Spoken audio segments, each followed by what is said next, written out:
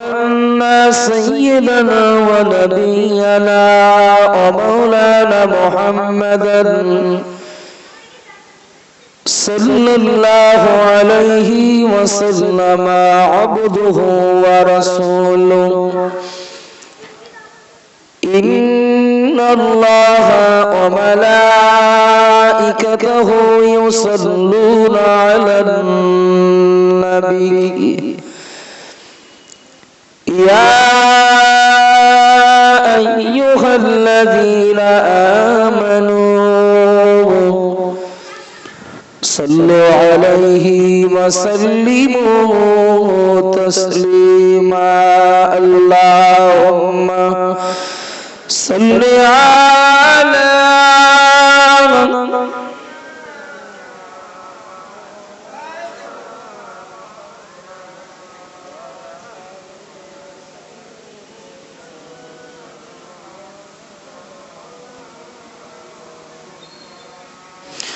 محمد नाम जपी जपी ततई मधुर लगे ए नामे एत मधु आछे के जानी तो आगे अल्लाहुम्मा सल्लि अला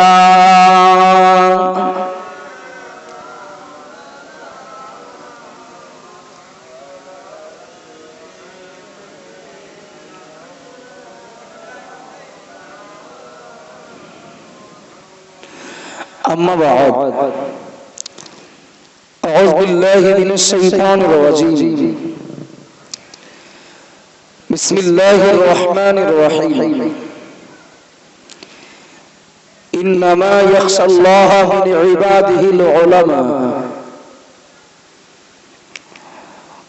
وعن عمر بن الخطاب رضي الله عنه قال لكعب من أرباب العلم قال الذين يعملون بما يعلمون قال النبي صلى الله عليه وسلم كن عالما أو متعلما أو مستمعا أو محبا أو كما قال عليه السلام সম্মানীয় আজকে সবার সভাপতি সাহেব বিশেষ করে বলদকতা আমিনিয়া খারিজি মাদ্রাসার মুখ্য পরিচালক গত 3 রাত্র ব্যাপী ইসালে সাহাবে আমন্ত্রিত উলামায়ে কেরামগণ মাদ্রাসার ওস্তাদ হুজুরগণ রাত জেগে বসে থাকা মাদ্রাসা প্রেমিক দিন দরদি নবী প্রেমিক আল্লাহওয়ালা বাপ ভাইরা পর্দার আড়ালে মাইকের আওয়াজে অবস্থিতা স্নেহময়ী মমতাময়ী মা ও বোনেরা আল্লাহর দরবারে শুকরিয়া আদায় করছি যে আল্লাহ পাক রব্বুল আলামিন গভীর রাত পর্যন্ত এখনো গুটি কত গুনাহগার বান্দা দিগকে আল্লাহ মজলিসে বসে থাকার তৌফিক দিয়েছেন তার জন্য শুকরিয়া আদায় করি মহব্বতে বলি আলহামদুলিল্লাহ তারই পরে বিশ্বনবী সাল্লাল্লাহু আলাইহি ওয়াসাল্লামের দরবারে আমরা সকলে জানাই প্রাণ ভরা ভক্তি ভরা দরুদ ও সালাম মহব্বতের সাথে বলি সাল্লাল্লাহু আলাইহি ওয়াসাল্লাম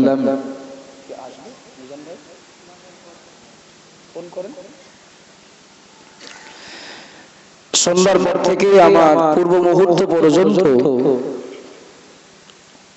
উলামায়ে দ্বীন হুজুরদের মুখ থেকে অনেক গুরুত্বপূর্ণ আলোচনা আপনারা শুনেছেন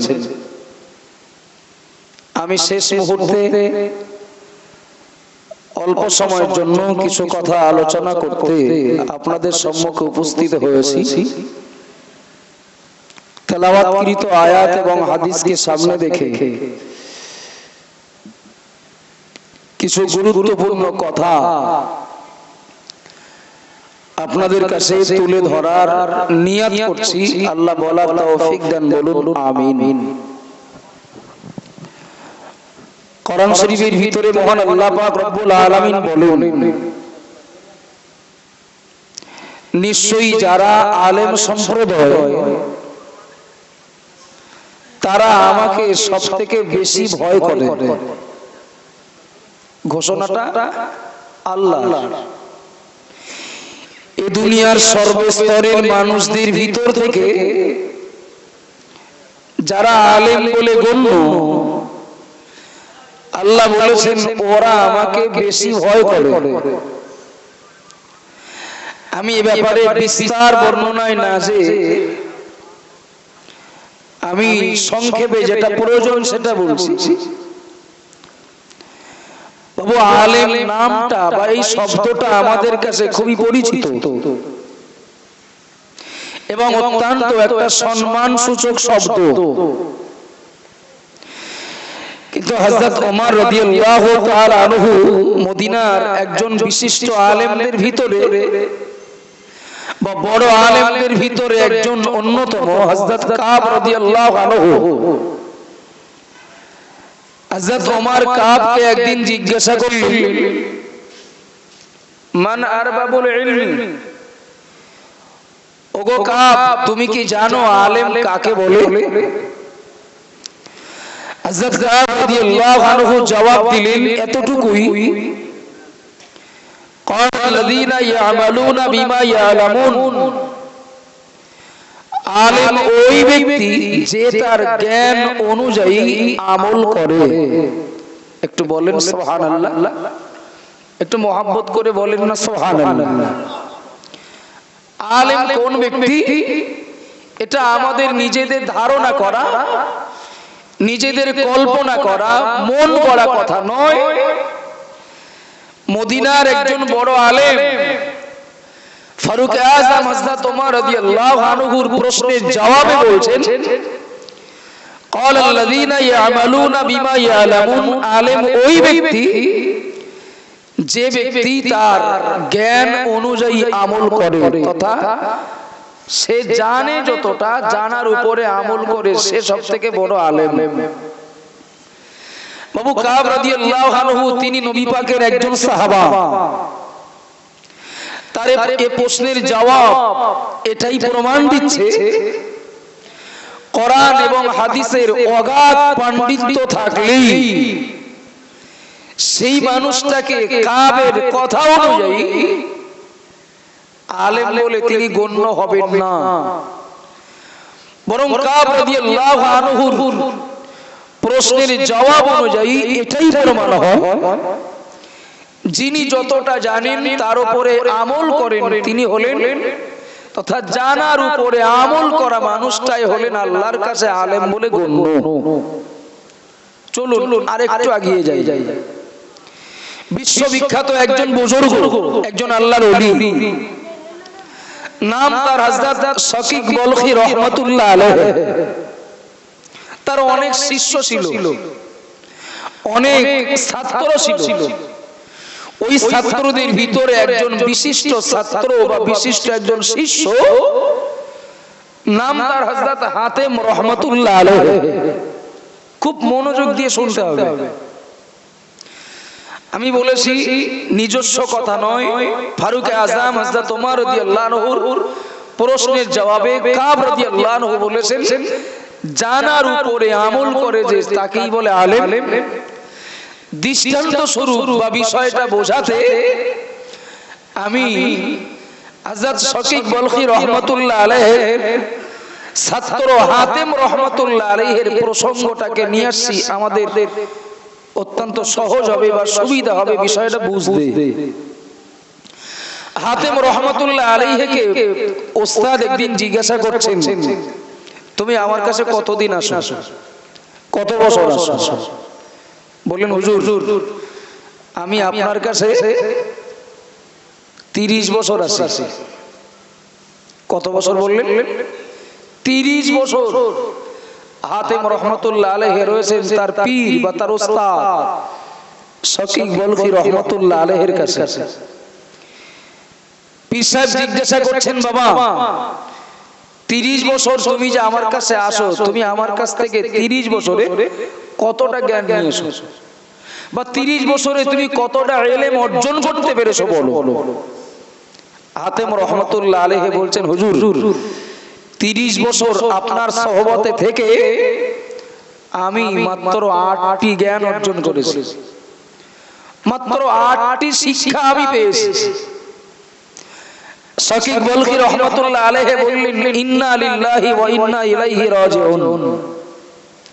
তিনি আফসোস করে বললেন যে আমার এই 30 বছর আমার সঙ্গে থেকে তুমি মাত্র 8টা জ্ঞান অর্জন করলে। ইন্না লিল্লাহি ওয়া ইন্না ইলাইহি রাজিউন বলে বলছেন 30 বছরে তুমি আমার কাছ থেকে মাত্র 8টি জ্ঞান অর্জন করলে। হাতেম রহমাতুল্লাহ আলাইহি তিনি একজন বড় আলেম, তিনি একজন আল্লাহর প্রিয় বান্দা। বলছেন, হুজুর 30 বছরে আমি যে 8টি জ্ঞান অর্জন করেছি, এই 8টি জ্ঞানের উপরে আমল করলে আমি মনে করি ওই 8টি জ্ঞান আমার নাজাতের জন্য যথেষ্ট হয়ে যাবে। একটু জোরে বলুন না সুবহানাল্লাহ। ওই 8টি জ্ঞান আমার নাজাতের জন্য, 8টি জ্ঞানের উপরে আমল আমার নাজাতের জন্য যথেষ্ট হয়ে যাবে। এর বাইরে কিছু জানতে বুঝতে যাওয়াটা, এটা আমি সময় অপচয় করা মনে করি। তাই আমি ইচ্ছাও করিনি 8টির বেশি আমি 9টি জ্ঞান অর্জন করব। শকীক বলখী রহমাতুল্লাহ আলাইহির মনের ভিতরে কৌতূহল জন্মালো, 30 বছর ধরে যে 8টি জ্ঞান অর্জন করেছে, তাহলে নিশ্চয়ই সেগুলো কি কি জানার দরকার। এমন কি সর্বশেষ 8টি জ্ঞানের কথা সব শকীক বলখী রহমাতুল্লাহ আলাইহি শুনে বললেন, বাবা আমি তাওরাত পড়েছি, আমি জব্বুর পড়েছি, আমি ইনজিল পড়েছি, আমি পবিত্র কোরআনটা পড়েছি। 4টে আসমানি এই ধর্মগ্রন্থের ভিতরে বা আসমানি কিতাবের ভিতরে আল্লাহর যত উপদেশের কথা বলেছেন, তার সার অংশ ওই 8টি জ্ঞানের ভিতরে লুকিয়ে আছে। একটু জোরে বলেন না সুবহানাল্লাহ। তথা কেউ যদি এই 8টি জ্ঞানের উপরে আমল করে, সে 4টি আসমানি কিতাবের উপরেই আমল করবে। আর একবার বলুন না সুবহানাল্লাহ। বাবু সব নয়, আমি প্রয়োজন মতো আমি ইচ্ছা করছি 2-3টে জ্ঞান তার ভিতরে হাতেম রহমাতুল্লাহ আলাইহির বর্ণনা অনুযায়ী 2-3টে বিষয় আপনাদের কাছে বলবো অল্প অল্প সময় করে। শকীক বলখী রহমাতুল্লাহ আলাইহি বলছেন, বাবা বলো তুমি কি কি জ্ঞান অর্জন করেছো 30 বছর ধরে। হাতেম রহমাতুল্লাহ আলাইহি 1 নম্বরে বলছেন, হুজুর 1 নম্বরে আমি যে জ্ঞান অর্জন করেছি সেটা হলো, আমি দুনিয়ার মানুষদেরকে দেখেছি তারা কোনো না কোনো বস্তুকে ভালোবাসে, তারা কিছু না কিছুকে ভালোবাসে, কিন্তু তাদের ভালোবাসার কোন জিনিস থাকে তাদের সাথে মরণ পর্যন্ত, আর কিছু কিছু জিনিস দেখে থাকে বা তাদের সঙ্গে যায় কবর পর্যন্ত। আমি দেখলাম মরণের আগে আমার সেই প্রিয় বা ভালোবাসার জিনিসটা আমার কাছ থেকে বিদায় নেবে, তার সাথে আমি ভালো বন্ধুত্ব করার তুলনায় যে জিনিসটা আমার সাথে কবর পর্যন্ত যাবে, আমি তার সাথেই বন্ধুত্ব করাটা বেশি যুক্তিযুক্ত মনে করি এবং করেছিও তাই। তথা যে জিনিসটা আমার সাথে কবর পর্যন্ত যাবে, এমনকি পারলৌকিক জীবনেও আমার সহায়ক বা আমার সঙ্গী হবে, আমি সেই মূল্যবান জিনিসটাকে আমার বন্ধু বলে গ্রহণ করেছি। হুজুর সেটা হলো নেক আমল। একটু জোরে বলেন না সুবহানাল্লাহ, আর একটু খুশি হয়ে বলেন না সুবহানাল্লাহ। এটা আমি ডাইরেক্ট আপনাদেরকে কথা বলিনি যে নেক আমল করতে হবে, বরং তার পূর্বের কিছু গুরুত্বপূর্ণ প্রেক্ষাপট বলেছি। হাতেম রহমাতুল্লাহ আলাইহির বর্ণনা, 30 বছরের আমার সঞ্চিত 8টি জ্ঞানের ভিতরে প্রথম নম্বরে যে জ্ঞান সেটা আমি অর্জন করেছি, নেক আমলের সাথে আমি বন্ধুত্ব করেছি। আবার আমার এমনই কি দিন, মা বোনের এমনই কি দিন, প্রিয় নবী মুহাম্মদ রাসূলুল্লাহ সাল্লাল্লাহু আলাইহি ওয়াসাল্লাম নবী আবার জানিয়ে দিলেন হাদিস শরীফের ভিতর, দুনিয়ার মানুষ মনে রাখো, আমি মুহাম্মদ রাসূলুল্লাহ বলছি, ইন্নাল্লাহ লা ইয়ানজুরু ইলা সাওয়ারিকুম ওয়ালাকিন ইয়ানজুরু ইলা কুলুবিকুম ওয়া আমালিকুম। ও দুনিয়ার মানুষেরা মনে রাখবেন, প্রিয় নবী মুহাম্মদ রাসূলুল্লাহ সাল্লাল্লাহু আলাইহি ওয়াসাল্লাম বললেন, আল্লাহ পাক রব্বুল আলামিন বান্দা বান্দির আল্লাহ বাইরের কোনো কিছুই দেখেন না, তার জমি জায়গা, তার গাড়ি বাড়ি, তার বিল্ডিং বালাখানা অট্টালিকা, তার চেহারার সৌন্দর্য, তার দৈহিক গঠন, মহান আল্লাহ পাক রব্বুল আলামিন কোনো কিছুই দেখেন না, বরং নবী আমার জানিয়ে দিলেন, ওয়ালাকিন ইয়ানজুরু ইলা কুলুবিকুম ওয়া আমালিকুম। আল্লাহ পাক রব্বুল আলামিন বান্দা বান্দির অন্তর এবং তাদের আমলটাই দেখেন। একটু জোরে বলুন সুবহানাল্লাহ, আরো জোরে বলুন সুবহানাল্লাহ। হাতেম রহমাতুল্লাহ আলাইহি বললেন, হুজুর আমি আমলের সাথেই বন্ধুত্ব করেছি, আমলকে আমার আপন করে নিয়েছি, সব থেকে বড় বন্ধু মনে করেছি। ও বাবাজিরা ভাইরা, প্রিয় নবীও বললেন, মহান আল্লাহ পাক রব্বুল আলামিন তিনি বান্দা বান্দীদের অন্তর এবং তাদের আমলটাই দেখেন। ও বাবাজিরা ভাইরা, যদিও আমরা এই যুগের মানুষ, আমরা কিন্তু মানুষের অন্তর এবং তাদের কর্মের মূল্যায়ন না করে, তাদের আমলের মূল্যায়ন না করে, ও বাবাজিরা ভাইরা, আমরা পরিচয় পরিচিতির উপরে প্রাধান্যটা বেশি দেই। কথা ঠিক না ভুল? তথা সহজ কথায় বাবু আমরা এটাই ভাবি, কানে শুনতে ভালো লাগে যখন লোকটা ভালো, তথা বক্তাটা ভালো, দেখতে ভালো যখন, ছেলেটা নিঃসন্দেহে ভালো, মেয়ে দেওয়া যাবে ওকে। মেয়েটা দেখতে ভালো লেগেছে যখন, ও মেয়েটাকে আমার ছেলের সাথে বিয়ে দেওয়া যাবে, ওকে বৌমা বানানো যাবে। কানে শুনতে ভালো লেগেছে যখন, এ লোকটাকে মসজিদের ইমাম হিসাবে রাখা যাবে। আমরা শুধু বাহ্যিকটার উপরে মূল্যায়ন করি না, একটু কথা বলেন না, আমরা বাহ্যিকটার উপরে মূল্যায়ন করি। বিরাট নাম যশ খ্যাতি জি আছে, সুতরাং লোকটা নিঃসন্দেহে ভালো, কিন্তু মনে রাখবেন মহান আল্লাহর কাছে বিচার হয় কর্মের বিচার। এ ব্যাপারে আমাদের বিশ্বাসের মজবুতি আনার দরকার, হাতেম রহমাতুল্লাহ আলাইহির মতো। আবার আল্লাহর এমনই কি দিন, মা বোনের এমনই কি দিন, ভুল বুঝবেন না, বেয়াদবি নেবেন না। প্রিয় নবী মুহাম্মদ রাসূলুল্লাহ সাল্লাল্লাহু আলাইহি ওয়াসাল্লাম নবী আমার মসজিদ নববীর মুয়াজ্জিন হিসাবে হযরত বেলাল রাদিয়াল্লাহু আনহুকে সিলেক্ট করলেন। মসজিদ নববীর মুয়াজ্জিন হযরত বেলাল রাদিয়াল্লাহু আনহু, কোন একদিনের ঘটনা, হযরত বেলাল রাদিয়াল্লাহু আনহু মসজিদ নববীতে তিনি আজান দিলেন না, ফজরের আজান দেননি। আল্লাহর ফেরেশতা জিবরাইল আলাইহিস সালাম চলে আসলেন প্রিয় নবী দরবারে। আসসালামু আলাইকা ইয়া রাসূলুল্লাহ, আসসালামু আলাইকা ইয়া হাবিবাল্লাহ। ও আল্লাহর নবী, আজ মসজিদে নববীতে ফজরের আজান কেন হলো না? আজ মসজিদে নববীতে ফজরের আজান কেন শুনলাম না? আল্লাহর নবী মুহাম্মদুর রাসূলুল্লাহ সাল্লাল্লাহু আলাইহি ওয়াসাল্লাম বললেন, ও আমার ফেরেশতা জিবরাইল, আমি মুহাম্মদুর রাসূলুল্লাহ জানিয়ে দিলাম, প্রতিদিন যে সময়ে মসজিদে নববীতে আজান হয়, আমি মুহাম্মদুর রাসূলুল্লাহ বলছি, আজও একই সময়ে আজান হচ্ছে। আল্লাহর ফেরেশতা জিবরাইল আলাইহিস সালাম তিনি বললেন, ও নবী, আপনার সাহাবা হাবশী বেলাল আজান দিত, বেলালের আজানের ধ্বনি আল্লাহর আরশে মহল্লায় পৌঁছে যেত। একটু জোরে বলুন সুবহানাল্লাহ।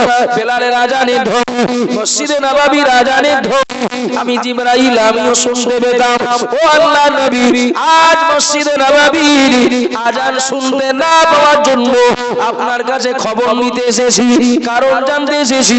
ও বাবাজিরা ভাইরা, মনে কি দিন বেলালের আজান আল্লাহ পাক রব্বুল আলামিন এত দূর পর্যন্ত পৌঁছে দিতেন, অথচ ওই অর্থ আজান দিয়েছেন যিনি, আব্দুল্লাহ ইবনে মাসউদ রাদিয়াল্লাহু আনহু, তুলনামূলক বেলালের থেকে তার চেহারার গঠন ভালো, তিনি দেখতেও ভালো, কণ্ঠস্বর ভালো।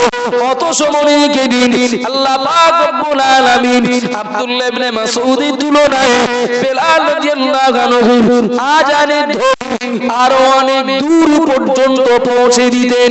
একটু জোরে বলুন সুবহানাল্লাহ।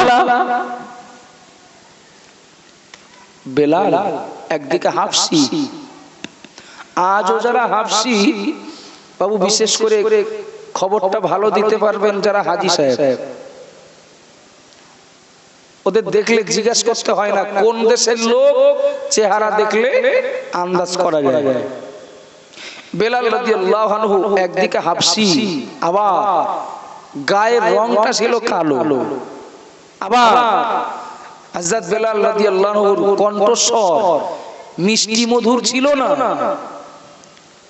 তোতলা ছিলেন, তথা কথা বলতে গেলে জড়িয়ে যেত, বেঁধে যেত।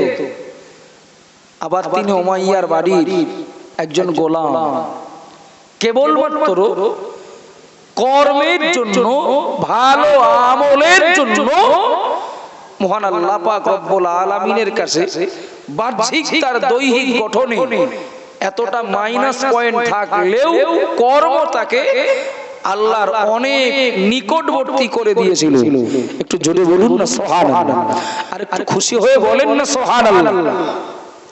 আবার জানবানা মনে কি দিন রাত চলে গেল, মাত্র একদিন আগে সবে মেরাজের রজনীতে প্রিয় নবী মুহাম্মদ রাসূলুল্লাহ সাল্লাল্লাহু আলাইহি ওয়াসাল্লামকে নেওয়ার জন্য আল্লাহ পাক রব্বুল আলামিন ফেরেশতা জিবরাইলকে পাঠিয়ে দিয়েছিলেন। এই রজব মাসে আল্লাহ পাক রব্বুল আলামিন জিবরাইল আলাইহিস সালামকে বলেছিলেন, ও জিবরাইল চলে যাও, আমার নবীকে আমার কাছে নিয়ে এসো। প্রিয় নবী মুহাম্মদ রাসূলুল্লাহ সাল্লাল্লাহু আলাইহি ওয়াসাল্লাম জিবরাইলের সঙ্গে তথা জিবরাইল নবীকে সঙ্গে নিয়ে বাইতুল মুকাদ্দাসে সিদরাতুল মুনতাহায় পৌঁছে গেলেন। ও বাবা জিরা ভাইরা বলে কি সিদরাতুল মুনতাহা পর্যন্ত ফেরেশতা জিবরাইল আলাইহিস সালাম তিনি পৌঁছে গিয়ে এবার নবীকে বলছেন, ইয়া রাসূলুল্লাহ, ইয়া হাবিবাল্লাহ, ও আল্লাহর নবী, এবার আপনি এগিয়ে যান, আমি আর সামনে যাব না, আমি আর এগিয়ে যাব না। ফেরেশতা জিবরাইল আলাইহিস সালাম নবীকে ছেড়ে দিলেন। ও বাবাজিরা ভাইরা মনে কি দিন প্রিয় নবী মুহাম্মদ রাসূলুল্লাহ সাল্লাল্লাহু আলাইহি ওয়াসাল্লামকে আল্লাহর ফেরেশতা জিবরাইল বলছেন, ও নবী আপনি এগিয়ে চলুন, আমি যদি এগিয়ে যাই আল্লাহর নূরের তাজাল্লিতে আমার পাখাগুলো সব উড়ে যাবে। প্রিয় নবী মুহাম্মদ রাসূলুল্লাহ সাল্লাল্লাহু আলাইহি ওয়াসাল্লাম তিনি সম্পূর্ণ একা যাচ্ছেন, সঙ্গে কেউ নাই।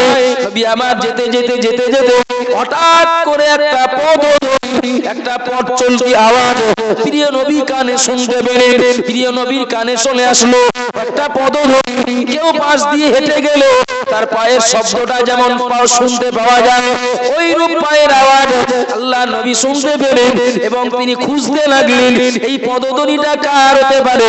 না না, আমার সঙ্গে কোনো মানুষ নাই, আমার সঙ্গে ছিলেন জিবরাইল, তিনিও তো নাই, কিন্তু এই পদধ্বনিটা কার হতে পারে? কোথাকার বাবু? আমাদের কিছু পরিচিত মানুষ হতে পারে, একেবারে বাড়ির আশপাশে, তারা এতটাই আমাদের মানে সেই বলে নখুদর্পণে থাকে, রাত্রে হেঁটে গেলে এই পায়ের শব্দ তথা পথ চললে যে আওয়াজটা হয় না, এই আওয়াজ শুনে বলে দেওয়া যায় অমুক বাড়ি যাচ্ছে। কথা ঠিক না ভুল? চলার আওয়াজটা শুনে বলে দেওয়া যায় অমুক যাচ্ছে। একেবারে খুব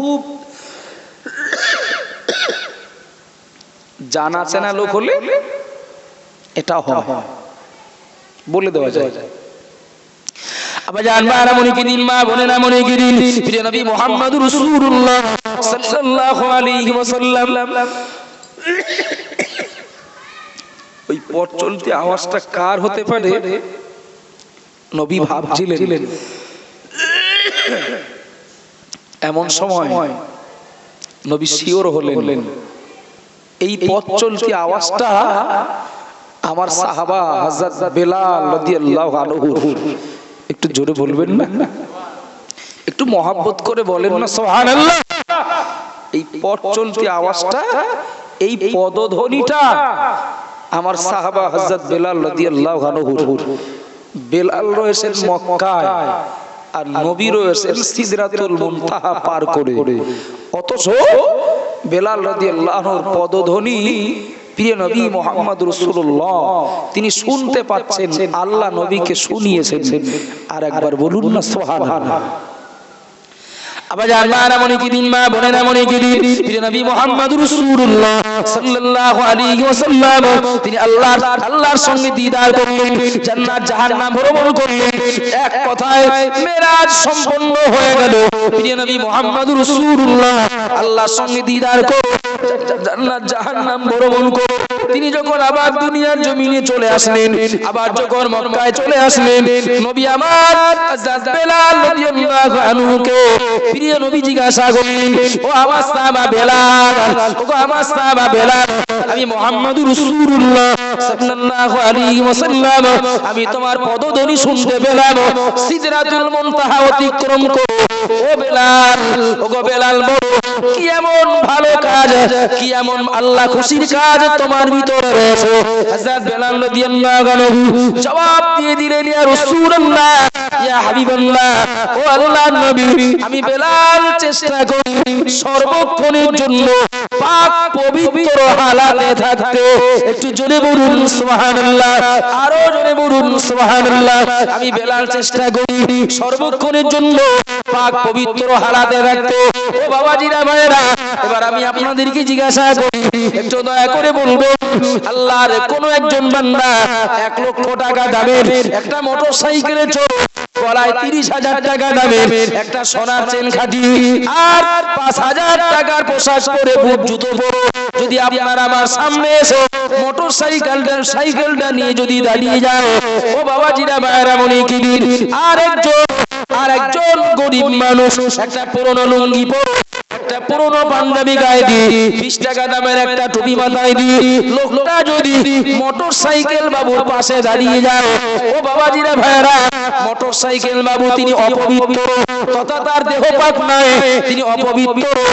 আর এই টুপিওয়ালা, এই পাঞ্জাবি পরা, লুঙ্গি পরা মানুষটা যদি পবিত্র হয়, ওটা যদিও আভ্যন্তরীণ ব্যাপার, কে পবিত্র কে অপবিত্র এই চোখে দেখে বোঝা যায় না, কেবলমাত্র আমি বোঝানোর জন্য বলছি, মোটরসাইকেল বাবু যিনি এসেছেন উনি না পাক, উনি অপবিত্র, তথা তার দেহ পাক নয়। আর যে মানুষটা লুঙ্গি পরে পাঞ্জাবি পরে টুপি মাথায় দিয়ে এসে দাঁড়িয়েছে, লোকটা পাক পবিত্র অবস্থায় এসে দাঁড়িয়েছে। এবার যদি দুনিয়ার মানুষকে বলা হয় এই দুজন মানুষের ভিতর কে বেশি ভদ্র, দুনিয়ার মানুষ তো বলবে মোটরসাইকেল বাবু। ঠিক বলছি না ভুল বলছি? যার পোশাক দামি, যার যানবাহনটা দামি, যার বডিটা ফিটফাট, আমাদের কাছে ওই মানুষটাই ভদ্র, আমাদের কাছে ওই মানুষটাই নামি দামি। কথা ঠিক বলছি না ভুল বলছি বাবু? কিন্তু নবী বলেছেন, আল্লাহ দেখেন বান্দা বান্দীদের বাইরেরটা নয়, এক কথায় আল্লাহ দেখেন ভিতরটা। আবার জানবার মনে কি দিন, মা বোনেরা মনে কি দিন, কথায় কথা বেড়ে যায়, মনে পড়ে গেল কেবলমাত্র নেক আমলের প্রতি আমাদেরও আকৃষ্ট হতে হবে। হযরত হাতেম রহমাতুল্লাহ আলাইহির অনুসরণ করো। ও বাবাজিরা মায়েরা মনে কি দিন, যার পরিচয় যাই হোক না কেন, যার নাম সুনাম সুখ্যাতি দুনিয়ার জমিনে কত না থাকলো না থাকলো, ওটা আপন জায়গায় থাক, নিশ্চিত মনে কি দিন মহান আল্লাহ পাক রব্বুল আলামিন কোরআন শরীফের ভিতরে জানিয়ে দিলেন, হাসরের মহাময়দানে আল্লাহ পাক রব্বুল আলামিন বান্দা বান্দির আল্লাহ বাহ্যিক কোন পরিচয় কোন পরিচিতি, আল্লাহ কার পিছনে কতটা জনসমর্থন ছিল, কাকে লোক কেমন ভালো বলতো না মন্দ বলতো, আল্লাহ এর উপরে কাউকে জান্নাতীও করবেন না, কাউকে জান্নাতেও যেতে বলবেন না, কাউকে জাহান্নামেও যেতে বলবেন না, বরং মহান আল্লাহ পাক রব্বুল আলামিন কোরআন শরীফের ভিতরে জানিয়ে দিলেন, ফাআম্মা মান সাকুলাত মাওয়াজিনুহু, হাসরের মহাময়দানে মহান আল্লাহ পাক রব্বুল আলামিন সব বান্দা বান্দীদের আমল নামাগুলো আল্লাহ মিজানে চাপিয়ে দেবেন, আমল আল্লাহ মিজানে চাপিয়ে দেবেন। যার ভালো কাজের পাল্লাটা ভারী হয়ে যাবে, যার নেক আমলের পাল্লাটা ভারী হয়ে যাবে, ফাহুয়া ফি ঈসাতির রাদিয়া, মহান আল্লাহ পাক রব্বুল আলামিন জানিয়ে দিলেন ওই মানুষটা আল্লাহর দয়ার জান্নাতের নিয়ামতগুলো উপভোগ করার সুযোগ পেয়ে যাবে। একটু জোরে বলুন সুবহানাল্লাহ।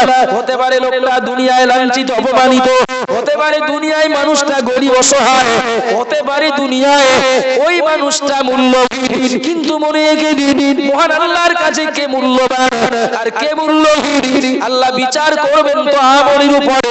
তাই আল্লাহ কোরআনে জানিয়ে দিলেন নেকির দিকটা যার ভালো ভারী হয়ে যাবে, নেক আমলের পাল্লাটা যার ভারী হয়ে যাবে, ফাহুয়া ফি ঈসাতির রাদিয়া, যার মর্ম আল্লাহ জান্নাতের ভিতর জান্নাতের নিয়ামতগুলো তাকে উপভোগ করার সুযোগ দিয়ে দেবেন। পরে আল্লাহ পরিষ্কার করলেন আম্মা মান খাফাত মাওয়াজিনুহু, যার নেক আমলের পাল্লা হালকা হয়ে যাবে, লোকটা দুনিয়ায় যত নামি দামি হোক না কেন, লোকটা দুনিয়ায় যত সম্মান পাওয়ার হকদার হোক না কেন, নেক আমলের পাল্লা যদি হালকা হয়ে যায়, মহান আল্লাহ জানিয়ে দিলেন ফা উম্মুহু হাবিয়া, তার মা হবে হাবিয়া নামক দোজখ। মায়ের গর্ভে সন্তান যেমন থাকে দরজা জানালা বিহীন ঘর, ইচ্ছা মতো বার হতে পারে না, মহান আল্লাহ জানিয়ে দিলেন হাসরের মহাময়দানে যাদের নেক আমলের পাল্লাটা হালকা হয়ে যাবে, জাহান্নাম মায়ের গর্ভে সন্তানের মতো ওই মানুষটাকে তার ভিতরে ঢুকিয়ে দেবে। জি, সুতরাং 30 বছর ধরে যে 8টি জ্ঞান সংগ্রহ করেছেন, বাবু নিশ্চয়ই বিষয়টা গুরুত্ব দেওয়ার, যে তিনি একেবারে বলা যায় অতটা কাঁচা নন। শকীক বলখি রহমতুল্লাহ আলাইহি বলেছেন এই 4টে তাওরাত, জবুর, ইনজিল, কোরআন, 4টে আসমানি ধর্মগ্রন্থের ভিতরে আল্লাহ যত উপদেশ দিয়েছেন সব উপদেশের সার মর্ম বা সার অংশ ওই 8টির ভিতরে পাওয়া যাবে। 1 নাম্বার, হাতেম রহমতুল্লাহ আলাইহি বললেন হুজুর আমি নেক আমলের সাথে বন্ধুত্ব করেছি, নেক আমল মৃত্যুর পরেও আমার সঙ্গী হয়ে থাকবে, নেক আমল মৃত্যুর পরে সে আমার সহায়ক হবে, এমন কারোর সাথে আমি বন্ধুত্ব করিনি যে আমার মৃত্যুর পরে আমার পাশ থেকে সরে যাবে বা মৃত্যু পর্যন্ত আমার সঙ্গে থাকবে। জি, মনে রাখুন ইমাম হযরত হাতেম রহমাতুল্লাহ আলাইহি নেক আমলের সাথে বন্ধুত্ব করলেন। বাবু আমরা চাষ করি, ব্যবসা করি, আমরা চাকরি বাকরি করি, যে যা করি না কেন, যে পরিবারেরই হই না কেন, নিশ্চিত মনে রাখুন ঈমানের পাশাপাশি নেক আমল যদি সঙ্গে না থাকে তাহলে আল্লাহর কাছে ছাড় পাওয়া যাবে না। এ ব্যাপারে আমাদের বিশ্বাসের মজবুতি দরকার। আবার এমন কি দিন মা বোনেরা মনে কি হযরত হাতেম রহমাতুল্লাহ আলাইহি বললেন ওগো আমার পীর, ওগো আমার মুর্শিদ, আপনি শুনে রেখে দিন আমি 30 বছর ধরে 4টি জ্ঞান অর্জন করেছি, তার ভিতরে আরেকটি জ্ঞান দুনিয়ার এক শ্রেণীর মানুষদেরকে আমি লক্ষ্য করেছি, দুনিয়ার এক শ্রেণীর মানুষদেরকে আমি দেখেছি, দুনিয়ার এক শ্রেণীর মানুষ তারা অযৌক্তিকভাবে দুনিয়ার কারোর উপরে শত্রুতা করে, কারোর উপরে দুশমনি করে, অযৌক্তিকভাবে অন্যায়ভাবে দুনিয়ার একজন মানুষ আরেকজনের উপরে শত্রুতা করে, দুশমনি করে, তাকে ক্ষতি করার চেষ্টা করে।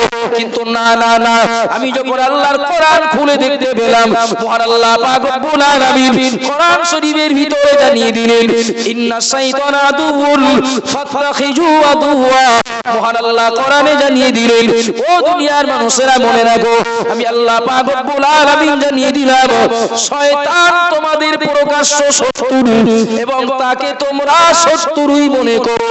ওগো আমার পীর শকীক বলখি রহমাতুল্লাহ আলাইহি মনে কে দিন মহান আল্লাহ পাক রব্বুল আলামিন কোরআন শরীফের ভিতর আল্লাহ পরিষ্কার জানিয়ে দিলেন তোমাদের শত্রু হলো শয়তান, তাকে তোমরা শত্রু মনে করো এবং তার থেকে দূরে থাকার চেষ্টা করো।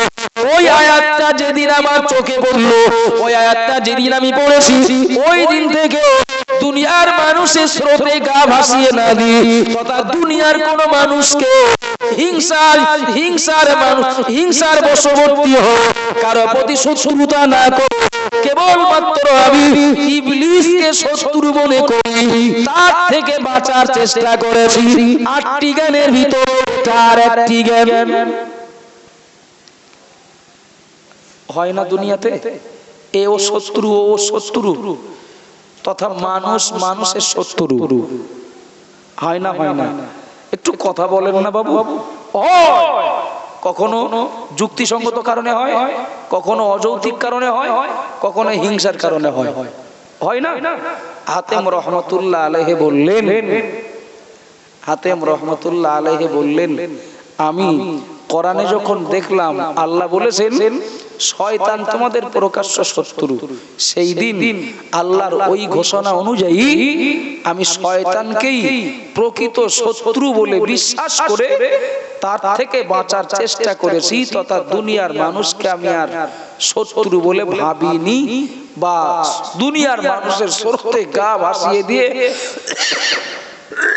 তাদের বিশ্বাসের সাথে আমার বিশ্বাসকে মিশিয়ে দেয়নি। বাবু একটু দয়া করে বলবেন, প্রকৃতপক্ষে আমাদের সব থেকে বড় শত্রু যে শয়তান বা ইবলিস, এ ব্যাপারে আমাদের সন্দেহ আছে? একটু কথা বলেন না। এ ব্যাপারে যতটুকু না বললে নয়, আমি ততটুকুই বলবো বাবা। হাতেম রহমাতুল্লাহ আলাইহি তিনি ইবলিসকে কোরআনের ঘোষণা অনুযায়ী শত্রু বলে বিশ্বাস করে, ইবলিসকে শত্রু বলে বিশ্বাস করে ইবলিস থেকে বাঁচার চেষ্টা করি। সুতরাং হাতেম রহমাতুল্লাহ আলাইহির মতো আমরাও যদি এই আয়াতের উপরে আমলটা দিই, নিশ্চিত মনে করি আমাদের উপকার হবে, আমাদের ক্ষতি হবে না। ও বাবাজিরা ভাইরা, আল্লাহ পাক রব্বুল আলামিন যখন সব ফেরেশতাদেরকে বলেছিলেন তোমরা আদমকে কিবলা বানিয়ে সিজদা করো, সব ফেরেশতারা আদমকে কিবলা বানিয়ে সিজদা করিও, ইবলিস করেনি। আপনাদের জানা আছে আমি শুধু প্রয়োজনটা বলছি, আপনাদের জানা আছে আমি শুধু প্রয়োজনটা বলছি বাবা, শুধু টাচ করে যাচ্ছি মাত্র। ইবলিস সিজদা করেনি। ও বাবাজিরা ভাইরা, মহান আল্লাহ পাক রব্বুল আলামিন ইবলিসকে বললেন, এই ইবলিস সবাই সিজদা করলেও তুই করলি না কেন? ইবলিস যা জবাব দিয়েছিল তার মর্ম ছিল এটাই, ও রব্বুল আলামিন আল্লাহ, আমি আদমের থেকে বড়, আমি আদমের থেকে বড়, তথা আগুন নিচে জ্বালালে আগুনের গতি ঊর্ধ্বমুখী, আর মাটি উপরে ছেড়ে দিলে মাটির গতি নিম্নমুখী। সুতরাং আমি আগুনের তৈরি ইবলিস, আমি মাটির তৈরি আদমের কাছে মাথা নত করতে রাজি নই, বা এই জন্য আমি সিজদা করিনি। বাবু নিশ্চিত কে কাকে সিজদা করবে, কিসের তৈরি এবং কে কাকে সিজদা করবে, এটা যতটা না দেখার তার থেকে বেশি দেখার হুকুমটা তো আল্লাহ করেছেন। কথা ঠিক না ভুল? হুকুমটা আল্লাহ, মনে রাখবেন। ইবলিস কেবলমাত্র আল্লাহর এই হুকুমটাকে অমান্য করে আদমকে কিবলা বানিয়ে সিজদা না করে ফেরেশতাদের দল থেকে, জান্নাত থেকে, আল্লাহর রহমত থেকে বিতাড়িত হওয়ার জন্য সবথেকে বড় কারণ যেটা ছিল সেটা হলো অহংকার, তথা ইবলিসের ভিতরে অহংকার তৈরি হয়েছিল, অহংকার জন্ম নিয়েছিল যে আমি হলাম আদমের থেকে বড়, আমি হলাম আদমের থেকে বড়। এই অহংকার তাকে ধ্বংস করার মূল কারণ হয়ে দাঁড়িয়েছিল। কথা ঠিক না ভুল?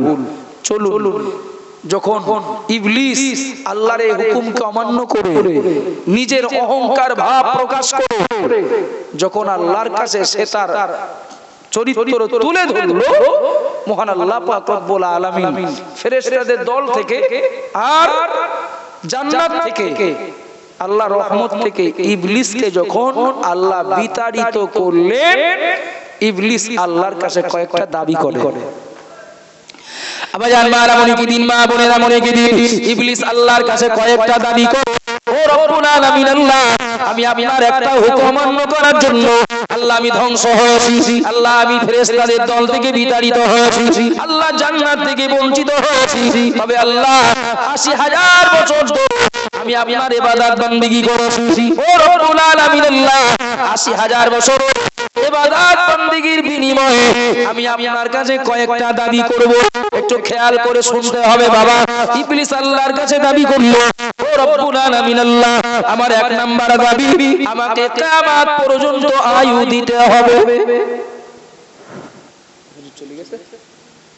আমাকে কিয়ামত পর্যন্ত আয়ু দিতে হবে। আল্লাহ বললেন যা দিলাম। আচ্ছা ইবলিস কিয়ামত পর্যন্ত আয়ু চাইলো কেন? নিশ্চয়ই আমরা বুঝতে পারছি, আমরা আদম সন্তান যারা আমরা কিয়ামত পর্যন্ত থাকবো, তাই ইবলিসও থাকতে চাই, তথা আমাদেরকে গোমরা করবে, পথভ্রষ্ট করবে, আমাদেরকে জাহান্নামে নিয়ে যাবে বলে। আল্লাহ আমি কিয়ামত পর্যন্ত বাঁচতে চাই। বলল যা যা ইবলিস, তোর আয়ু কিয়ামত পর্যন্ত আমি আল্লাহ দিয়ে দিলাম।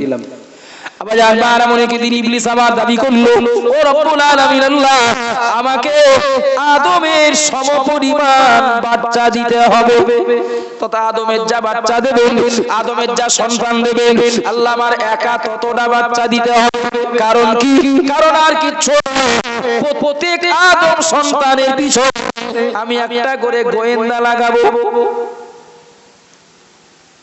ও বাবাজিরা মায়েরা বলে কি ইবলিস দাবি করলো, রব্বুল আলামিন আল্লাহ আদমের সমপরিমাণ বাচ্চা আমাকে দিতে হবে। আল্লাহ বললেন যা ইবলিস দিয়ে দিলাম। আবার ইবলিস দাবি করলো, ও রব্বুল আলামিন আল্লাহ আমি আদম সন্তানকে আমি পথভ্রষ্ট করব, গোমরা করব, আল্লাহ আমি ওদেরকে জাহান্নামী বানাবো। রব্বুল আলামিন আল্লাহ আমাকে ক্ষমতা দিতে হবে, আমি ওদের হয়তো বাইরে থেকে ধোঁকা দিই, বাইরে থেকে প্ররোচনা জুগিয়ে ওদেরকে হয়তো আমি আমার কবজায় নিয়ে আসতে পারবো না। আল্লাহ আল্লাহর কাছে আমার ৩ নম্বরে দাবি, আল্লাহ আমি ইবলিস আদম সন্তানের শিরা উপশিরায় প্রবেশ করে আমি যেন ধোঁকা দিতে পারি, আমি যেন ওদেরকে পথভ্রষ্ট করার জন্য ওদেরকে যেন ধোঁকা দিতে পারি, আল্লাহ সে ক্ষমতা আমাকে দিতে হবে। আল্লাহ বললেন যা ইবলিস তোর এই দাবিটাও মেনে নিলাম। ও বাবাজিরা মায়েরা বলে কি দিন ইবলিসের দাবি কিয়ামত পর্যন্ত বাঁচতে চাও, আল্লাহ তার দাবি কবুল করলেন। ইবলিসের দাবি আল্লাহ আদমের সমপরিমাণ বাচ্চা চাও, আল্লাহ দাবি মেনে নিলেন। ইবলিসের দাবি আদমের শিরা উপশিরায় প্রবেশ করে ধোঁকা দেব ক্ষমতা চায়, আল্লাহ দিয়ে দিলেন। ও বাবাজিরা ভাইরা, মহান আল্লাহ পাক রব্বুল আলামিন তিনি কি জানেন না ইবলিস এই দাবিগুলো করে নিল কেন? একটু কথা বলেন, কেন করে নিল? আল্লাহ কিন্তু জানেন যে আমার বান্দা বান্দীদেরকে ইবলিস ধ্বংস করবে, শেষ করবে, ওদেরকে জাহান্নামায় পাঠাবে। এটাই তো ইবলিসের প্ল্যান। ইবলিস এ পর্যন্ত বলে ক্ষান্ত হয়ে গেল।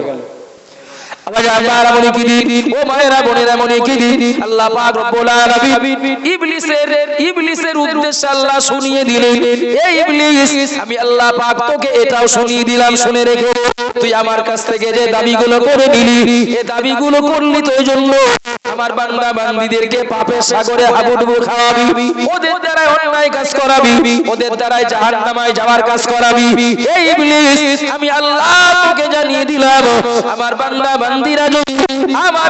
বান্দীরা যদি ওরা পাপ করে অন্যায় করে ওরা পাপের সাগরে হাবুডুবু খেয়ে আমি আল্লাহ ওরা আমার কাছে যদি বলে আল্লাহ আমি ভুল করেছি মাফ করে দেন, আল্লাহ অন্যায় করেছি মাফ করে দেন।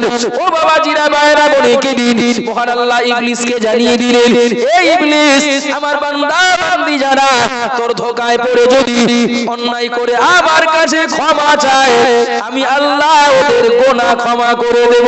একটু জোরে বলুন সুবহানাল্লাহ, আরো জোরে বলুন সুবহানাল্লাহ। যদি ওরা আমার কাছে ক্ষমা চায় আমি আল্লাহ ক্ষমা করে দেব। এই কথা শোনার পর ইবলিসের রাগ হবে কি হবে না? একটু কথা বলেন না, রাগ হবে। তা আমার তো খাটাখাটনি সব বেকার, আমি এত কষ্ট করে ওদের পাপ করাবো আর ওরা ক্ষমা চাইলেই যদি ক্ষমা পেয়ে যায় তা আমার তো খাটাখাটনি সব বেকার হয়ে যাবে। ইবলিস বলল আল্লাহ আপনার কাছে আমার আরেকটা দাবি আছে। আর একটা দাবি, কি দাবি? আল্লাহ ওরা যখন আপনার কাছে পাপ করে ক্ষমা চাইবে, ওদের ক্ষমা করলে হবে না। দাবি কিরকম? সেই কি বলে, মামার বাড়ির আবদার না কি বলে? আল্লাহ আপনার কাছে আমার দাবি, ওরা যখন পাপ করে ক্ষমা চাইবে তখন ক্ষমা করলে হবে না, আমার এই দাবিটা একটু রাখতে হবে। আল্লাহ বললেন, ইবলিস তোর এই দাবি আমি আল্লাহ রাখবো না। আমার বান্দা বান্দিরা যখনই তাদের ভুল বুঝতে পারবে, তাই তো যে ভুল করে ফেলেছি, যে অন্যায় করে ফেলেছি, যে ওরা যখনই বলবে আল্লাহ বুঝতে পারিনি, এতদিন ভুল করে ফেলেছি, আল্লাহ মাফ করে দেন, বললেই আমি আল্লাহ ওদেরকে মাফ করে দেব। একটু জোরে বলেন না সুবহানাল্লাহ, আর একটু খুশি হয়ে বলেন না সুবহানাল্লাহ। ইবলিসের এ দাবি পূরণ হলো না, মানে আল্লাহর কাছে দাবি করলো, আল্লাহ ওদের মাপ চাইলে মাফ করলে হবে না। আল্লাহ বললেন, যা তোর দাবি রাখলাম না। আল্লাহ যখন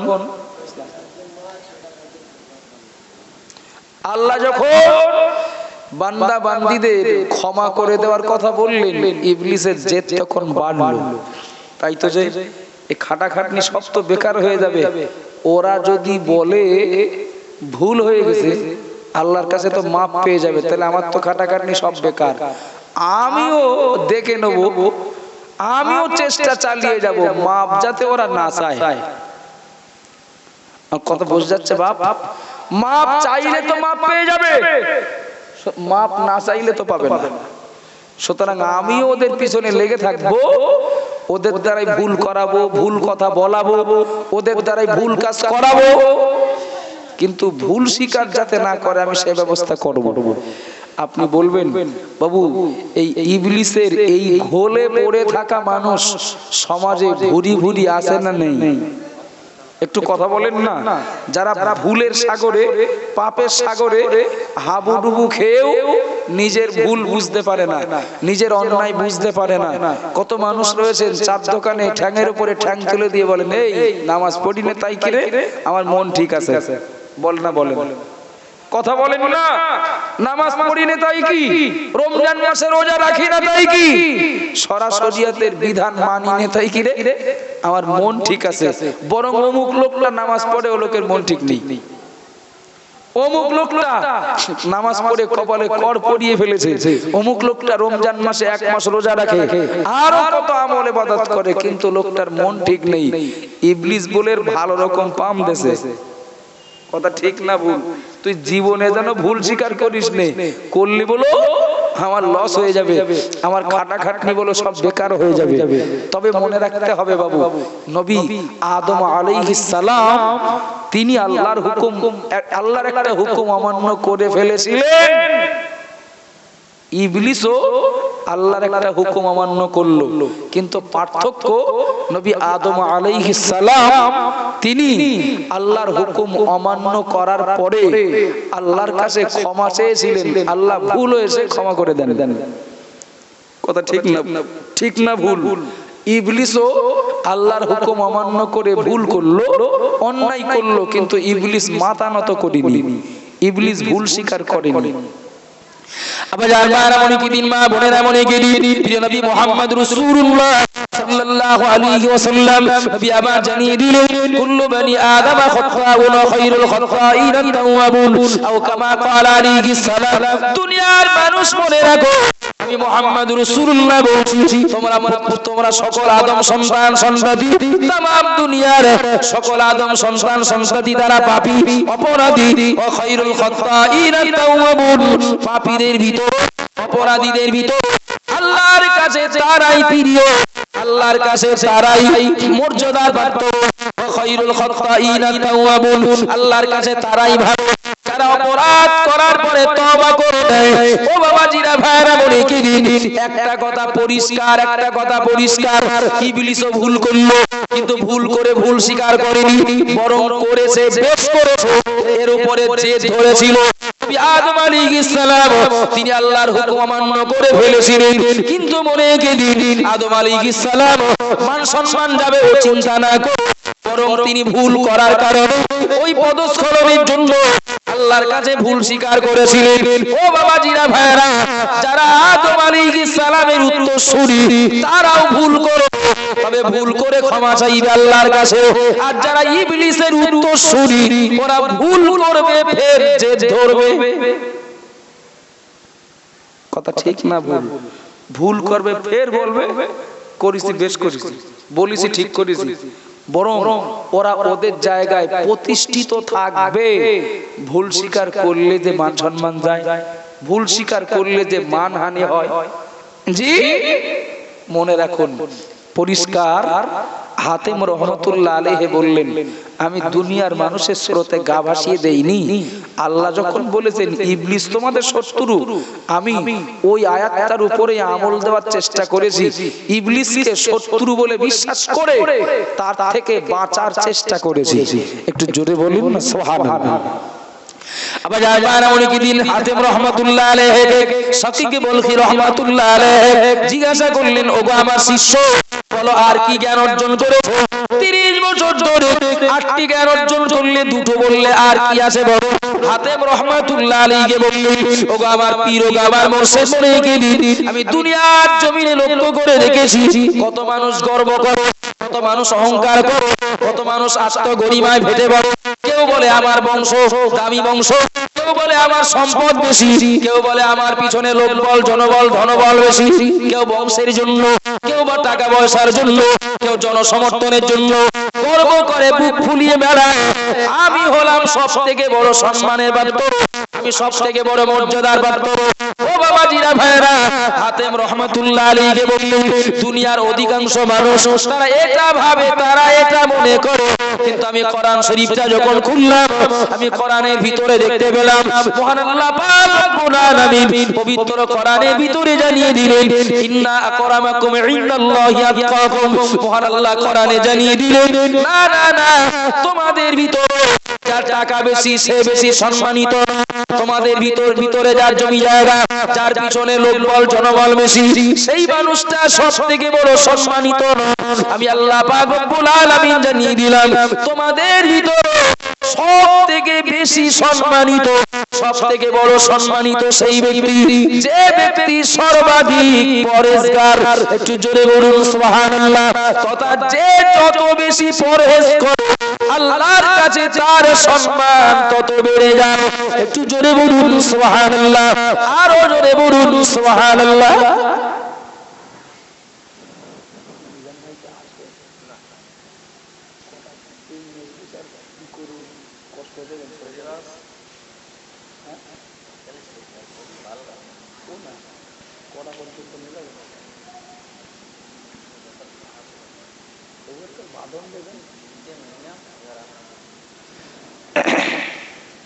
আর মিনিট 15, তারপরে দোয়া হবে। মানে আমার পরে কারো খেতে বাকি আছে না? আওয়াজ দেবেন? আলহামদুলিল্লাহ। আল্লাহর কাছে সবথেকে বেশি সম্মানিত সেই ব্যক্তি যে সবথেকে বেশি পরহেজ করে, সবথেকে বেশি পরহেজ করে, পরহেজগার যে, তথা যে আল্লাহকে যত বেশি ভয় করে আল্লাহর কাছে সে তত বেশি সম্মানের পাত্র হয়ে যায়। একটু জোরে বলেন না সুবহানাল্লাহ, আর একটু মহব্বত করে বলেন না সুবহানাল্লাহ। ও ভুল বুঝবেন না, হাতেম রহমাতুল্লাহ আলাইহির এই শিক্ষাগুলো প্রথমে মনে হচ্ছিল যে 30 বছর ধরে 8টা জ্ঞান নিয়েছেন, মাত্র 8টা কেন 10টা হলো না, কেন 8টার জায়গায় একটু বেশি হলো না। কিন্তু শাকিক বলখি রহমাতুল্লাহ আলাইহি জ্ঞানগুলো সব শুনে বললেন, 4টে আসমানি কিতাবে যত উপদেশ আছে এই উপদেশের সমান নয় বা সার অংশ ওই 8টার ভিতরে বিদ্যমান। আবার যারা মনে কি দিন, ও ভাইরা বোনেরা মনে কি দিন, মহান আল্লাহ পাক রব্বুল আলামিন কোরআন শরীফের ভিতর আল্লাহ যখন জানিয়ে দিলেন যে সবথেকে বেশি পরহেজগারিতা অবলম্বন করে আল্লাহর কাছে সেই তো সবথেকে বেশি সম্মানিত। ও বাবাজিরা ভাইরা, হাতেম রহমাতুল্লাহ আলাইহি বললেন, আমি এই আয়াতের উপরে বেশি আমল দিলাম, এই আয়াতের উপরে আমল দিলাম দুনিয়ার মানুষের স্রোতে গা ভাসিয়ে দেওয়া, আমি বন্ধ করে দিলাম। সুতরাং মনে রেখে দিন, আল্লাহর কাছে যদি মনে করি আমি একজন সম্মানিত বান্দা, একজন সম্মানিতা বান্দি বলে গণ্য হব, ও বাবাজিরা, ভাইরা, ও মায়েরা, বোনেরা, মনে রেখে দিন, সেটা টাকার বিনিময়ে নয়, সেটা অর্থ সম্পদের বিনিময়ে নয়, সেটা জমি জায়গা, সেটা অর্থবল, জনবল, জনসমর্থনের বিনিময়ে নয়, বরং আল্লাহর কাছে সব থেকে বেশি সম্মানিত সেই ব্যক্তি যে যত বেশি আল্লাহকে ভয় করে, আল্লাহর দেওয়া আদেশগুলো পালন করবেন এবং নিষেধকৃত বিষয় থেকে যিনি যত বেশি বাঁচার চেষ্টা করবেন, ওই মানুষটা আল্লাহর কত কাছাকাছি হয়ে যাবেন। একটু জোরে বলুন সুবহানাল্লাহ। তবে এটা সঠিক, যুগ যা পড়েছে না, এই যুগে আপনি যত বেশি শরীয়ত মেনে চলতে যাবেন তত বেশি হোঁচট খেতে হবে। কথা ঠিক বলছি না ভুল বলছি বাবু? যত বেশি শরীয়তের আনুগত্য করতে যাবেন, যে আমি আল্লাহ যা পছন্দ করেন তাই করব, আল্লাহ যা অপছন্দ করেন আমি তার থেকে বাঁচার চেষ্টা করব, বাবু দুনিয়ার এক শ্রেণীর মানুষের কাছে হতে হবে আসামি। আলহামদুলিল্লাহ, সেই জিকিরের মজলিসের পর থেকে টাকা দিচ্ছেন, টাকা ফুরোচ্ছে না তো। এই দেখেন, আমি চাইনি বলো, এক ভাই 100 টাকা দিলেন, আর একজন দিলেন 100, আর একজন 50 টাকা দিয়ে গেলেন। আলহামদুলিল্লাহ, আলহামদুলিল্লাহ। মিনিট 15 একটুখানি ধৈর্য ধরেন, শেষ দোয়াটা করে যাবেন। তথা আমার পরে আর কেউ নেই। ফের আব্দুল্লাহ ভাই বলেই দিয়েছেন আপনাদের জন্যও তাবারক রয়েছে। কি বলছিলাম আমি? এই যুগে যদি আপনি মনে করেন আপনি একজন পরেশগার হিসাবে নিজেকে গণ্য করবেন, অবশ্যই আপনার জন্য সময়টা মোটেও ভালো নয়, মোটেও ভালো নয়। ও বাবাজিরা, ভাইরা, মনে নিশ্চয়ই দেখতে পাবেন। আমি বোঝানোর জন্য যদি বলি, একেবারে অত্যন্ত স্বাভাবিক কথা, সাধারণ কথা বলছি। যুগটা যেভাবে চলছে বাবা, যুগটা যেভাবে চলছে, নিশ্চিত মনে কি দিন মেয়েটাকে বিয়ে দেবে মেয়ের বাপ ঘটকের সাথে কথা বলছে। আলহামদুলিল্লাহ বাবাজি, এখানেই বাড়ি তো? রাজাপুর বাড়ি। মুরব্বী বাবাজি 200 টাকা নগদ দিয়ে গেলেন। আলহামদুলিল্লাহ। যুগ যেভাবে চলছে, আমি জাস্ট ছোট্ট একটা চিত্র তুলে দিচ্ছি বাবু। এই ছেলে যদি বলে যে আমার আশীর্বাদের সময় 1 লাখ টাকা দামের এক মোটরসাইকেল লাগবে, আর একটা সোনার চেন লাগবে, বিয়ের দিন মোটামুটি গাড়ি ভর্তি জিনিস আমার বাড়ি নিয়ে মানে দিতে হবে, খাট, আলমারি, ড্রেসিং টেবিল, শোকেস, মিটকেস ইত্যাদি ইত্যাদি যা লাগে সব দিতে হবে। এই যার চাহিদা যত বেশি, এই সমাজের এক শ্রেণীর অন্ধরা মনে করে ও ছেলের দাম তত বেশি। কথা ঠিক না ভুল?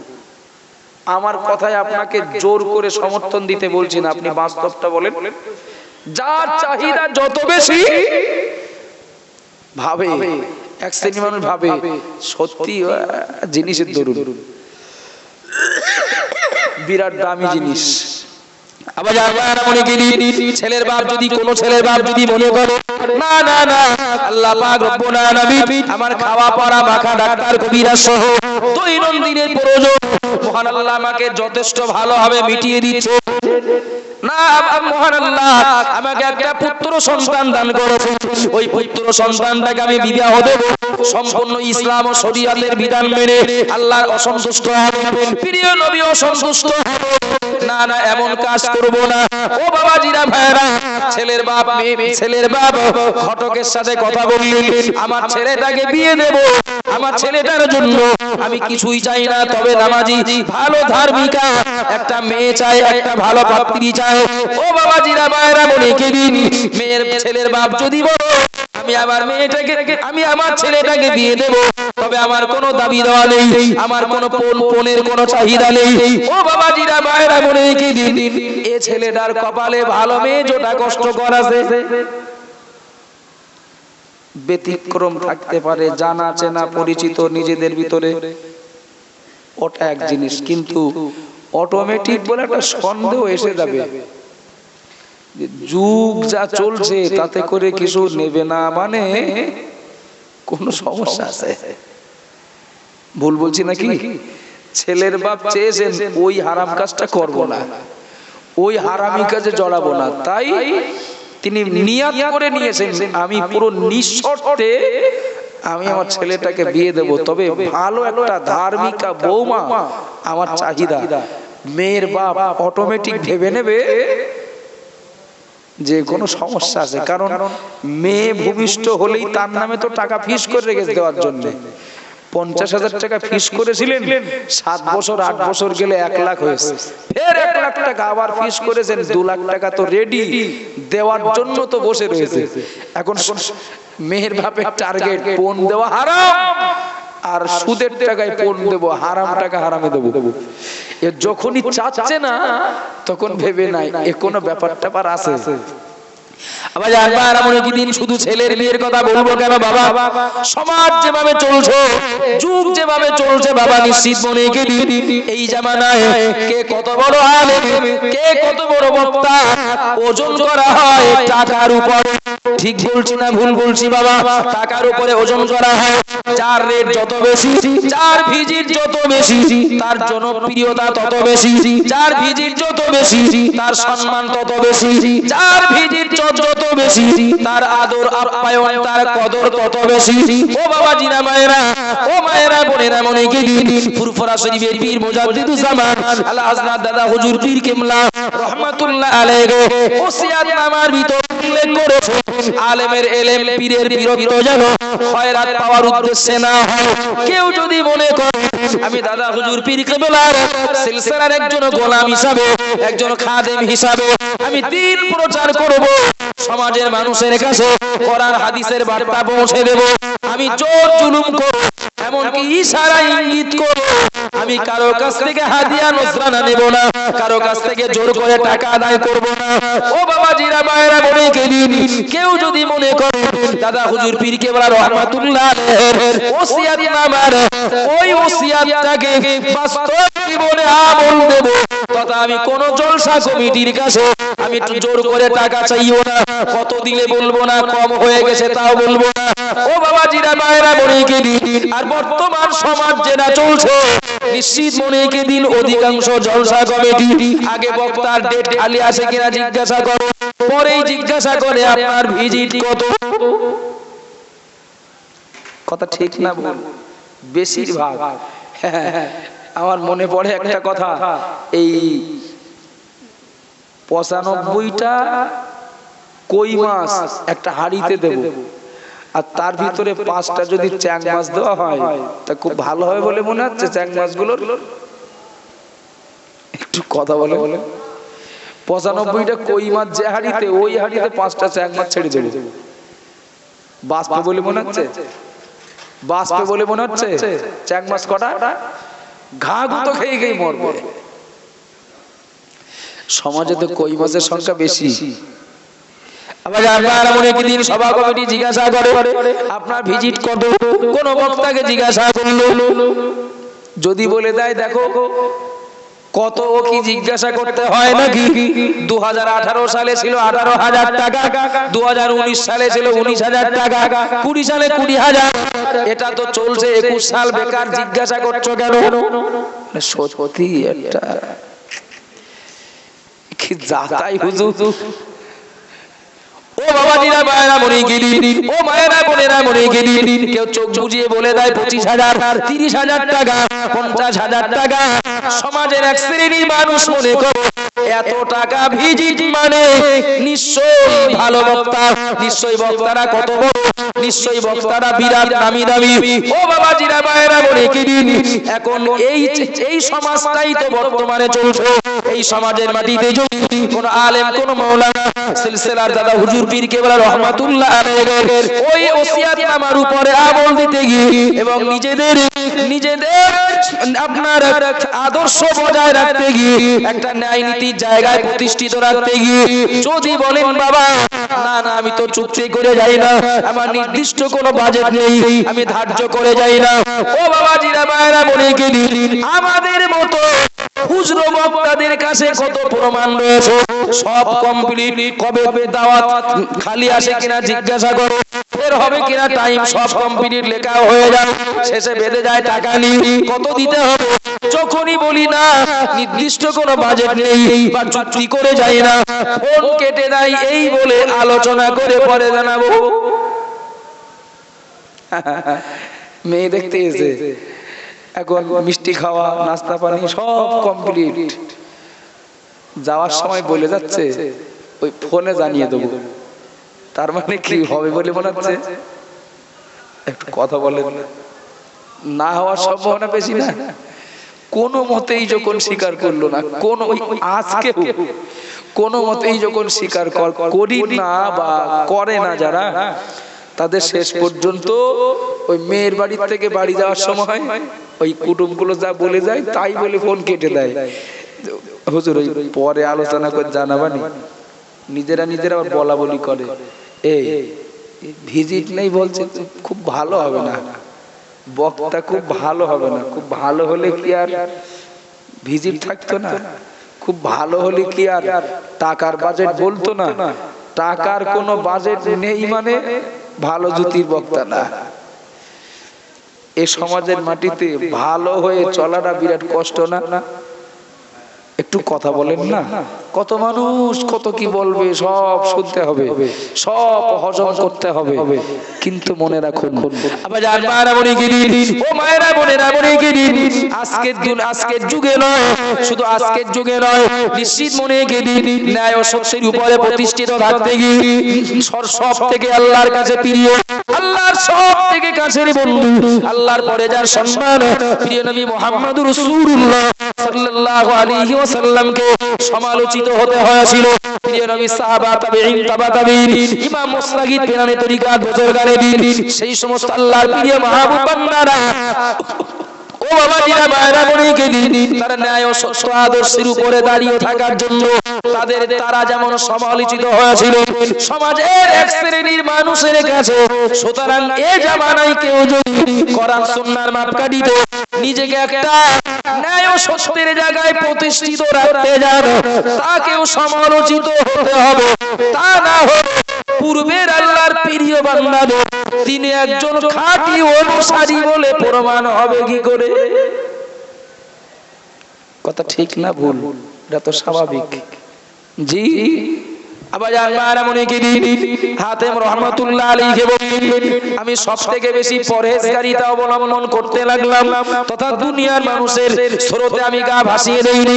ও আমার পীরগা, আমার মুর্শিদ বলেকে দিন, 4 নম্বরে আমি দুনিয়ার মানুষকে দেখেছি, দুনিয়ার মানুষকে আমি দেখেছি, দুনিয়ার মানুষ কষ্ট করে আয় রোজগার করে, খাটাখাটনি করে অর্থ সম্পদ জোগাড় করে, বিনিময়ে দুনিয়াতে বেঁচে থাকতেই কিছু ভোগ করতে চায়, অর্থ সম্পদ জোগাড় করে তার বিনিময় দুনিয়াতেই ভোগ করতে চায় এবং তার থেকে বিরাট একটা তৃপ্তিও অনুভব করে। সত্যি বিরাট শান্তি পেলাম, সত্যি বিরাট তৃপ্তি পেলাম এ বাড়িটাই থেকে, এ গাড়িটাই চড়ে, এ খাবারটা খেয়ে, এ পোশাকটা পরে, এ জায়গাটা দেখে মনে খুব শান্তি পেলাম। তথা দুনিয়ার মানুষ, অধিকাংশ মানুষ, তারা তাদের উপার্জিত অর্থ থেকে তারা তৃপ্তি, শান্তি দুনিয়াতেই ভোগ করে তারা তাদের আত্মাকে তৃপ্তি দিতে চায়। কিন্তু আমি কোরআন শরীফের ভিতরে আমি যখন দেখতে পেলাম মহান আল্লাহ পাক রব্বুল আলামিন কোরআন শরীফের ভিতরে জানিয়ে দিলেন, মা ইননাকুম ইয়ানফাদু মা ইনদাল্লাহি বাকিন। ওগো আমার আব্বা যারা মনে করি, ও ভাইরা বোনেরা মনে করি, হাতেম রহমাতুল্লাহ আলাইহি বললেন, আমি যখন কোরআন শরীফের ভিতরে দেখতে পেলাম মহান আল্লাহ পাক রব্বুল আলামিন জানিয়েছে, তোমাদের কাছে যা কিছু, তোমাদের কাছে যা আছে, তোমাদের টাকা, তোমাদের সোনা দানা, তোমাদের গাড়ি বাড়ি জমি জায়গা, তোমাদের অট্টালিকা বিল্ডিং বালাখানা, তোমাদের নিকট যা আরো সব একদিন ধ্বংস হয়ে যাবে, সব একদিন শেষ হয়ে যাবে। কেবলমাত্র আমি আল্লাহ আমার কাছে যেটা জমা দিয়েছে ওটাই অবশিষ্ট থাকবে। একটু জোরে বলুন সুবহানাল্লাহ। মা ইন্নাকুম ইয়ানফাদু মা ইনদাল্লাহি বাকিন। মহান আল্লাহ পাক রব্বুল আলামিন জানিয়ে দিলেন, তোমাদের কাছে যা রয়েছে ও সব একদিন ধ্বংস হয়ে যাবে, কে বলবেন তোরা আমি আল্লাহ তোমরা আমার কাছে যা জমা দিয়েছো ওটাই তোমাদের জন্য অবশিষ্ট থাকবে। ও আমার পীর ও আমার মুর্শিদ বনেকে দিন আমি আমি আমি কোরআন শরীফের ওই আয়াতটা দেখার পর আমি চিন্তা করলাম দুনিয়ার জমিনে যদি আমার উপার্জিত অর্থের বিনিময়ে আমার আরামায় সুখ শান্তি বিলাসিতার জন্য যদি কোনো কিছু করতে যায় আমার মরণের পর একদিকে যেমন থাকবে দুনিয়ায় অপরদিকে আল্লাহ বলেছেন ওটা একদিন ধ্বংস হয়ে যাবে, কিন্তু আল্লাহর ব্যাংকে যদি জমা করি ওটা আমার জন্য পাওনা থাকবে। হাসরের মহাময়দানে আমি ওর প্রতিদান পেয়ে যাব। ওগো আমার পীর আমার মুর্শিদ আমি হাতে কোরআন শরীফের ওই আয়াতটা দেখার পর দুনিয়ার মানুষের স্রোতে গা ভাসিয়ে না দিই তথা বিরাট বাড়ি বিরাট বিরাট নামি দামে বিল্ডিং বালাখানা গাড়ি বাড়ি জমি জায়গার প্রতি আমি আকৃষ্ট না হই আমার উপার্জিত সম্পদগুলো আল্লাহর ব্যাংকে জমা করে দিয়েছি। একটু জোরে বলুন সুবহানাল্লাহ, আরো জোরে বলুন সুবহানাল্লাহ। আমার উপার্জিত অর্থগুলো আল্লাহর ব্যাংকে জমা করে দিয়েছি। আমি বিশ্বাস করি আল্লাহ মিথ্যা বলেন না। মহান আল্লাহ পাক রব্বুল আলামিন হাসরের মহাময়দানে যেদিন বাপ বেটার হবে না, বেটা বাপের হবে না, মা সন্তানের হবে না, সন্তান নিজের মায়ের হবে না, মহান আল্লাহ পাক রব্বুল আলামিনের ব্যাংকে আমি যে অর্থ সম্পদগুলো জমা দিয়েছি ওই অর্থ সম্পদগুলো কঠিন কিয়ামতের দিন আল্লাহ ওর বিনিময়ে আমাকে দান করবেন এই আশা করে আমার উপার্জিত অর্থগুলো আল্লাহর ব্যাংকে দান করে দিয়েছি। চলুন হাতেম রহমাতুল্লাহ আলাইহিকে অনুসরণ করে সব অর্থ সম্পদ আল্লাহর রাস্তায় দান করে বাবু হাত খালি রেখে দিতে আমি বলবো না, কেউ বলবে না জি, তবে অন্ততপক্ষে ফরজ যাকাতটুকু আমরা যেন ফাঁকি না দেই। কথা ঠিক না ভুল বলেন না? কত মানুষ রয়েছেন বিশ্বাস করুন শরীয়তের কত সুন্দর বিধান, ইসলামের মূল স্তম্ভ পাঁচটি কলেমা নামাজ রোজা হজ যাকাত সবার মুখস্থ, কিন্তু হজ যাকাত দুটি বিষয় গরিব মানুষদের জন্য ছাড়। যারা গরিব মানুষ তারা যদি হজ না করে যাকাত যদি না দেয় এর জন্য তারা পাপী হবে না, এর জন্য তারা দায়ী হবে না, কিন্তু অর্থ সম্পদ দিয়েছেন আল্লাহ যাদের সেই মানুষগুলো যদি এই সব দান করতে হবে না, ফরজ যাকাতটুকু যদি না দেয় তার উপার্জিত অর্থ থেকে একটা অর্থ একটা পরিমাণ অর্থ ব্যয় করে যদি হজ না করে এর জন্য তাকে অবশ্যই বড় আসামি বলে আল্লাহর কাছে গণ্য হতে হবে। জি বাবা, আমি একদম পুরো ভাঙা বাজারে এই সময় আমি শুরুতেই বলছিলাম এই সময় বক্তব্য রাখা যেমন কষ্ট যারা বসে থাকে তাদেরও ব্যতিক্রম বা আলাদা কিছু হয় না। এরপরেও আমি খুশি যে আপনারা শেষ বেলায় অল্প সংখ্যক মানুষ হলেও আপনারা খুব মনোযোগ দিয়ে কথাগুলো শোনার চেষ্টা করেছেন। বাবু আমার বিষয় ছিল আল্লাহ বলেছেন আমাকে সব থেকে বেশি ভয় করে আলেমেরা। আর হযরত ওমর রাদিয়াল্লাহু আনহু কাবকে জিজ্ঞাসা করলেন আলেম কাকে বলে? কাব বললেন আলেম ওই ব্যক্তি ক্বালাল্লাযীনা ইয়ামালুনা বিমা ইয়ালামুন, যারা নিজেদের জ্ঞান অনুযায়ী আমল করে। প্রসঙ্গক্রমে বলতে বলতে আমি অত্যন্ত শিক্ষামূলক একটা চিত্র তুলে নিয়ে এসেছি। 30 বছরের সঞ্চিত জ্ঞান মাত্র 8টি এক এক করে যা বর্ণনা দিলেন। সর্বশেষ শকীক বলখী রহমাতুল্লাহ আলাইহি বললেন 4টে আসমানি কিতাবের ভিতরে যত উপদেশ রয়েছে এই 8টি জ্ঞানের ভিতরে তার সারাংশ লুকিয়ে রয়েছে। সুতরাং হাতেম রহমাতুল্লাহ আলাইহির ওই সঞ্চিত জ্ঞান বাবু আমরাও আজকের শুনলাম, আমরাও চেষ্টা করি বাস্তবে আমল দেওয়ার। আল্লাহ তৌফিক দেন, বলুন আমিন। সালাম আমার ওঠার আগে পড়া হয়ে গেছে।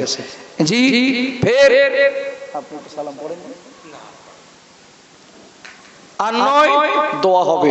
সালাম এর আগে পড়া হয়েছে, আমি বক্তব্য রাখা শুরু করার আগে সালাম পড়েছি।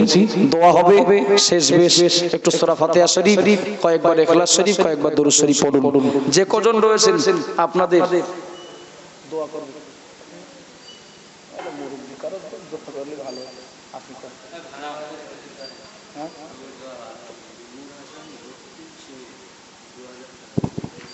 এই দেখেন এখনো লাইভে আছে নূর হাসান, আল্লাহর এক বান্দা, দক্ষিণ সিমলায় বাড়ি। আলহামদুলিল্লাহ তিনি 2000 টাকা দেবেন। নারে তাকবীর। এর আগে কয়েকজন, সবার কাছে তো নাম জিজ্ঞেস করা সম্ভব হয়, সেই সন্ধ্যার পর থেকে দিচ্ছেন।